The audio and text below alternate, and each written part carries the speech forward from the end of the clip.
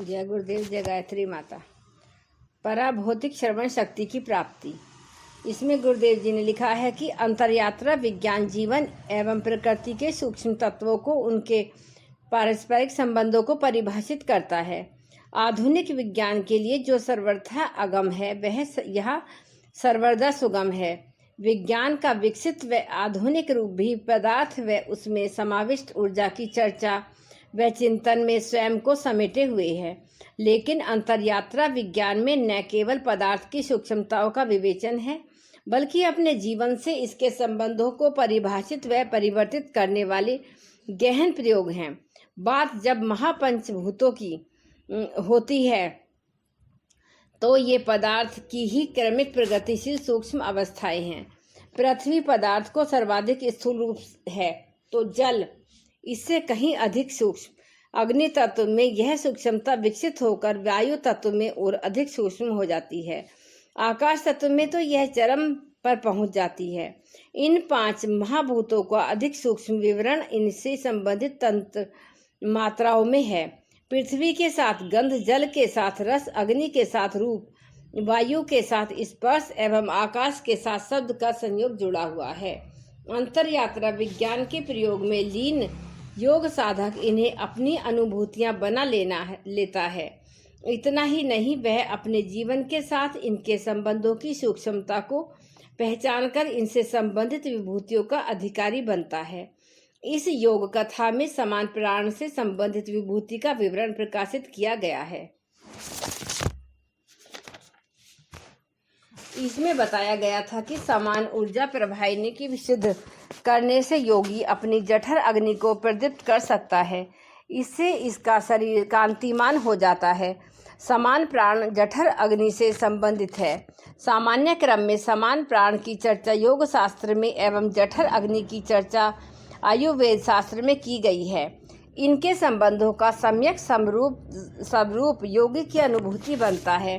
वह समान प्राण को विकसित करके जठर अग्नि को इतना प्रदीप्त कर लेता है कि शरीर की जीवन की सभी विषयताएं नष्ट हो जाती हैं और तब ऐसी स्थिति में उसका शरीर स्वयं ही कांतिमान हो उठता है। पंच महाभूतों में इस अग्नि तत्व व उसकी तन मात्रा रूप की चर्चा करने के बाद महर्षि पतंजलि आकाश तत्व व इससे संबंधित तन्मात्रा शब्द को स्पष्ट करते हैं। इसे उनके अगले सूत्र में प्रकट किया गया है। आकाश और कान के संबंध में पर संयम करने से पराभौतिक श्रवण शक्ति उपलब्ध हो जाती है। महर्षि पतंजलि अपने इस सूत्र में कहते हैं, श्रोत्र इंद्रिय कान शब्द एवं आकाश के सघन संबंध है। कान व शब्द का संबंध तो हम सभी प्रतिदिन अनुभव करते हैं, लेकिन इनके बीच में आकाश की बात थोड़ी अटपटी सी लगती है। अध्यात्म शास्त्र में कहे गए वचनों को सुने तो उनका कहना है कि शब्द को सुनने वाली श्रोत इंद्रिय का संबंध अहंकार से है। यह अहंकार अंतःकरण, चतुष्टय, मन, बुद्धि, उचित व अहंकार का प्रधान तत्व है। आकाश संबंध में भी इसे है। इसलिए आकाश शब्द एवं श्रोत इंद्रिय अर्थात कान, इन तत्वों के तीनों के बीच संबंध सघन है। हालांकि ये संबंध अवस्था में ही होता है, संबंध सामान्य अनुभूति में नहीं होते। इनका प्रत्यक्षीकरण गहन एकाग्रता या संयम अवस्था में ही होता है। कान में शब्द की अनुभूति तो हमें होती ही रहती है। बात आकाश को समझने की है। आकाश शब्द संस्कृत का है। अंग्रेजी भाषा में इसे इथर कहा जाता है। इस इथर शब्द से पदार्थ की सूक्ष्मता अवस्था का बोध हो जाता है। पदार्थ की सूक्ष्मता अवस्था होते हुए भी आकाश अधिक व्यापक, विराट व बोधगम्य है। आकाश का अर्थ है वह अंतराल, वह शून्यता जो सभी को घेरे हुए है।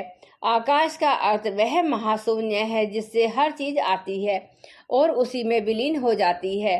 वह अंततः अनादि सूक्ष्मता जो प्रारंभ से है और सबसे अंत में वही बची रहेगी। सब कुछ इसी शून्यता से आता है और अंत में वही विलीन हो जाता है। आकाश को शून्य कहे जाने के बावजूद इससे न तो कोई नकारात्मक है और न ही कोई रिक्तता अथवा खालीपन। इस शून्यता में समस्त संभावनाएं समाहित हैं। इसमें अनंत शक्तियां छिपी हुई हैं। इसमें सभी कुछ सकारात्मक है, हालांकि इसका कोई आकार नहीं है और न ही इसका कोई रूप है। योग सूत्रकार महर्षि कहते हैं कि यही आकाश जिसका कोई आकार नहीं है, जो सब में समाया और सबके चारों ओर है, जिसका संबंध कान से है, उस पर संयम करने से दिव्य श्रवण शक्ति प्राप्त होती है। दिव्य श्रवण शक्ति का तात्पर्य है कि सुनने की संपूर्ण क्षमता। अभी हम में से यह क्षमता अपूर्ण है। हम जो सुनते हैं, सुन कोई पशु पक्षी हमसे ज़्यादा या कम सुनते हैं। जो ये जीव जंतु सुन सकते हैं, वह हम नहीं सुन पाते।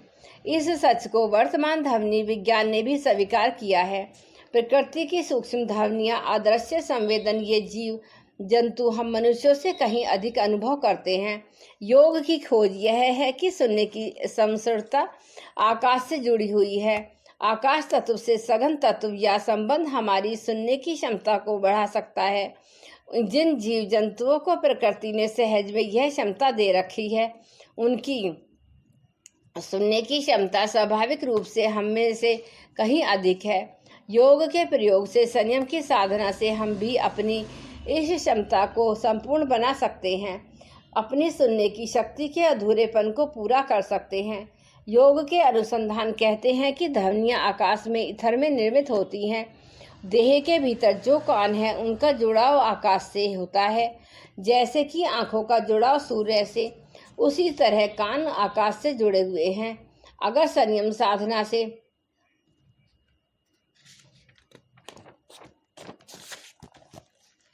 योग साधक अपनी समाधि को आकाश और कान से जोड़ ले तो वह जो भी सुनना चाहे सब कुछ सुन सकता है।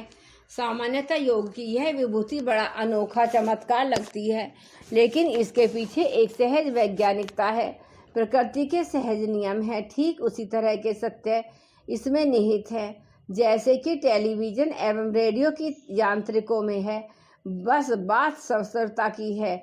अगर हमारे कान आकाश के साथ एक विशेष समस्वरता को पाले तो हम वह सब सुन सकते हैं जो सामान्य क्रम में नहीं सुना जा सकता। किसी वस्तु से ढके हुए शब्द को भी सुनना संभव है, और जो शब्द किसी सुदूर स्थान पर बोला जाए उसे भी सुना जा सकता है, क्योंकि आकाश सर्वव्यापी है। इस कारण उसके अंदर कहीं भी होने वाला शब्द तत्काल सर्वत्र व्याप्त हो जाता है। अतः जिसकी श्रोत इंद्रिय या कान की क्षमता दिव्य हो जाती है, वह चाहे जिस शब्द को जहाँ पर हो वही सुन सकता है। केवल इतना ही नहीं, वह उन शब्दों को भी सुन सकता है जो हजारों साल पहले कहे अथवा बोले गए थे। इस विधि से बुद्ध के उपदेशों को फिर से उन्हीं की वाणी में सुना जा सकता है। कुरुक्षेत्र की युद्ध भूमि में श्री कृष्ण द्वारा कही गई व अर्जुन द्वारा सुनी गई श्रीमद् भगवत गीता की वाणी फिर से सुनी जा सकती है। जीसस क्राइस्ट को पर्वोपदेश या सरमन मान आउट देते हुए फिर से सुना जा सकता है, क्योंकि जिस अवस्था में जो कुछ भी इस अस्तित्व में कहा गया है अथवा बोला गया है, अब भी वह सब का सब आकाश में संग्रहित अथवा संचित है। वह कभी भी इस अस्तित्व से आकाश से बाहर नहीं जाता, वह कभी भी नहीं मिटता, वह सब का सब सूक्ष्म रूप से हमेशा विद्यमान रहता है। थियोसॉफी समुदाय में इसे आकाश रिकॉर्ड कहते हैं। हर चीज़ आकाश में टेप है, बस उसे सुनने की कुंजी होनी चाहिए। महर्षि पतंजलि कहते हैं कि वह कुंजी कान और आकाश के बीच संबंध पर संयम होती है। जय गुरुदेव, जय गायत्री।